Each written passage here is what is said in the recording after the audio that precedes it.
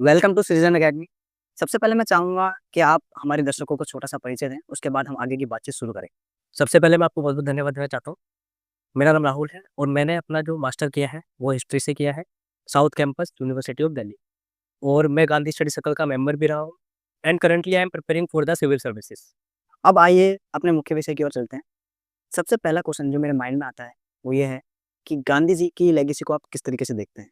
और आज के युग में, जहाँ नॉर्मल यूथ गांधी जी को पसंद नहीं करता, तो क्या आपको लगता है कि गांधी जी की लेगेसी धीरे-धीरे कम होती जा रही है? देखिए, आपकी बातों में मुझे 2 सवाल नज़र आ रहे हैं और सुविधा के लिए मैं चाहूँगा कि एक-एक करके जवाब दिया जाए। जहाँ तक आपने गांधी जी विरासत का मुझसे सवाल किया, देखिए, मुझे ऐसा लगता है कि गांधीवाद एक ऐसा शस्त्र है, एक ऐसा हथियार है, जिसके माध्यम से आप बिना वास्तविक शस्त्र उठाए आप किसी भी सरकार को उसके कदमों पर ला सकते हो।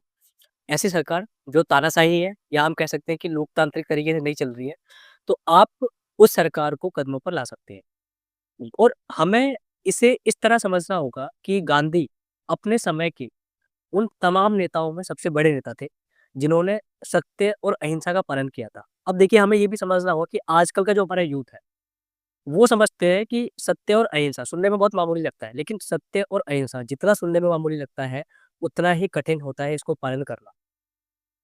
आप अब ये देखिए कि आज किसान आंदोलन कर रहे हैं, जी। बीपीएससी के बच्चे आंदोलन कर रहे हैं और सोनम वांगचुक जी ने भी हाल-फिलहाल में आंदोलन किया था। आप बस ये देखिए कि इन सभी आंदोलन के जो भी आंदोलन करता है, वो किस नेता को याद करते हैं या फिर वो किस नेता की तस्वीर लगाते हैं। गांधी जी। बिल्कुल, क्योंकि उन्हें पता है कि गांधी के मार्ग पर चलकर जो सरकार है, लोकतांत्रिक सरकार, वो उन पर प्रहार नहीं करेगी। हुँ। ठीक है? अब अगर हम प्री इंडिपेंडेंस एरा की बात करें, यानी आज़ादी से पहले के भारत की हम बात करें, गांधी के समकालीन जो भी नेता थे, तो गांधी की लेगेसी का प्रभाव उन नेताओं पर भी उतना ही पड़ा या हम कह सकते हैं कि उन नेताओं पर भी बहुत प्रभाव पड़ा, जो नेता उन्हें पसंद नहीं करते थे। इसमें हम तमाम नेताओं के नाम लिख सकते हैं। सुभाष चंद्र बोस कोई गांधी को खास पसंद नहीं करते थे। यहाँ तक कि सुभाष चंद्र बोस अपनी किताब जो उन्होंने बुक लिखी है इंडियन स्ट्रगल, उसमें ये भी लिखा है कि जिस समय साइमन कमीशन का विरोध हो रहा था, उस समय गांधी जी अपना चरखा चला रहे थे। ये एक आलोचना में लिखा है उन्होंने कि एक तरफ पूरा देश साइमन कमीशन का विरोध कर रहा है और एक तरफ एक इंसान है जो सिर्फ चरखा चला रहा है। ये आलोचना में है। लेकिन उसके बावजूद भी गांधी जी को राष्ट्रपिता की उपाधि किसने दी? सुभाष चंद्र बोस। बिल्कुल।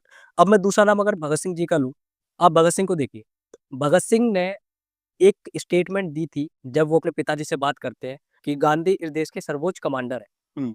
लेकिन आज इन नेताओं को ऐसे दिखाया जाता है जैसे कि विलन है और यहाँ तक कि आधुनिक भारत में गांधी जी का अगर कोई सबसे बड़ा क्रिटिक कोई बना होगा जो आलोचना करता है वो अम्बेडकर है, हुँ। डॉक्टर अम्बेडकर।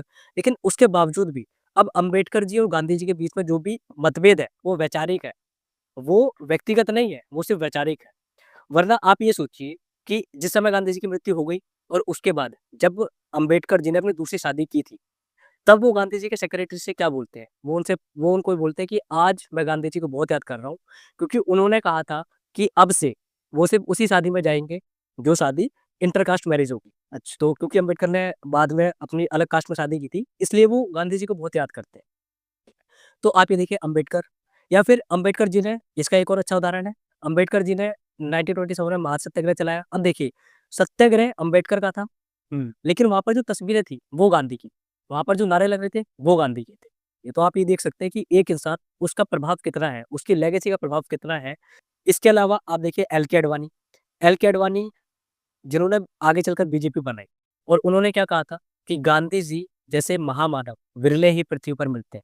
इसका मतलब सामान्य शब्दों में ये है कि गांधी जैसा जो महान इंसान है, वो आमतौर पर इस दुनिया में नहीं होता। जी। आप यहाँ तक कि गोडसे का भी एग्ज़ाम्पल ले सकते हो। गोडसे भी जब उसने अपनी स्टेटमेंट दी, तो उसने क्या कहा था? उसने कहा था कि मेरे ऊपर जिन 2 व्यक्ति का सबसे ज़्यादा प्रभाव अभी तक पड़ा है, उसमें एक महात्मा गांधी भी है। बिल्कुल, मैंने भी कहीं पढ़ा है कि गांधी जी से मिलने के लिए लोग बहुत एक्साइटेड रहते थे। बिल्कुल, मैं आपको इसके बहुत सारे एग्ज़ाम्पल्स बताता हूँ। आपने मीराबेन का नाम सुना होगा। उनका वास्तविक नाम मैडेलिन स्लेड था और वो ब्रिटिशर्स थी। मतलब वो भी उनसे इतना प्रभावित थी कि गांधी जी के आश्रम में वो काम करने के लिए आई थी और फिर वो आई काम करने के लिए थी, लेकिन यहीं पे फिर वो ज़िंदगी भर रह गई। वो एक ब्रिटिशर्स थी, लेकिन उसने फिर भी इंडियन इंडिपेंडेंस मूवमेंट को सपोर्ट किया था। किसकी वजह से? गांधी जी की वजह से। तो ये है गांधी जी की लेगेसी का प्रभाव। बल्कि आप ये देखिए कि गांधी में ऐसा क्या था? कुछ तो नहीं था, बस एक साधारण धोती पहने हुए आदमी था।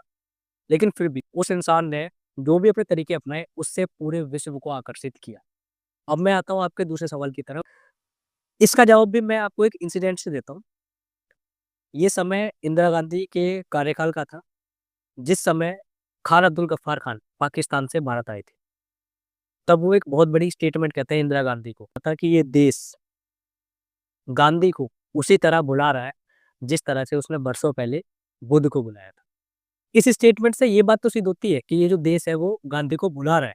लेकिन इसके बावजूद भी हमें समझना होगा कि गांधी का या गांधीवाद का महत्व अभी भी कम नहीं हो जाता।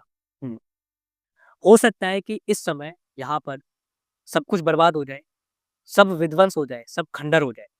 लेकिन फिर ये बहुत पॉसिबल है कि हम में से ही कोई इंसान उन खंडरों के बीच जाएगा और उन खंडरों के बीच जाकर निर्माण करेगा।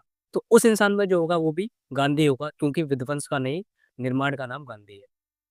और आज जो हम बात करते हैं ना विश्वगुरु की, तो मैं ये भी बता देता हूँ कि बिना गांधी को फॉलो किए या उनके विचारों का पालन किए, ये देश विश्वगुरु नहीं बन सकता। क्योंकि आप ज़रा ये सोचिए कि अगर मुझे या किसी भी व्यक्ति को मुझे धर्म के नाम पर बेवजह मेरे पैरों में बेड़ियाँ बाँधी जा रही हैं, या जिस देश में भाईचारा नहीं है, जिस देश में लोग धर्म के नाम पर लड़ रहे हैं, तो हम आप सोच सकते हैं कि हम इस तरह से आगे बढ़ सकते हैं? बिल्कुल नहीं।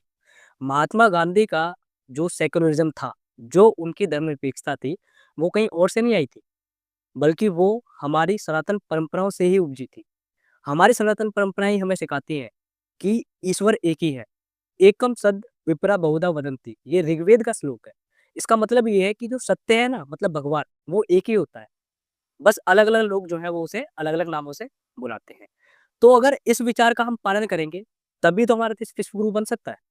तो सभी धर्म जो बताते हैं, और खासकर हमारी जो सनातन परंपराएँ जो हमें सिखाती हैं, उसी परंपराओं का पालन गांधी जी ने यहाँ पर किया है।